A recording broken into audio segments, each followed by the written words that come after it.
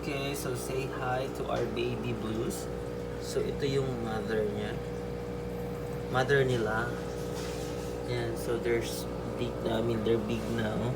And ang dami nila. See, may mga batik na sila. Lumalabas yung mga colors nila. So eventually ganito magiging itsura nila. These are blue color parrot fish, no? Mixed breed siya. So ganyan magiging mukha nila. Parang umbok na emon, ganyan yung kulay. And look, iba sa kanila is meron na batik yung mga scales, no? So lumalabas na yung mga kulay nila. And ang dami nila.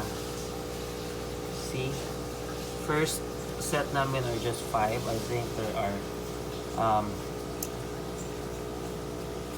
3 males and 2 female.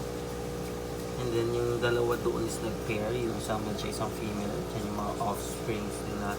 But actually, this is already the second batch. Kasi yung first batch namin, it was unsuccessful, no? Namatay lahat ng mga fries. But this time, yun, lumaki sila.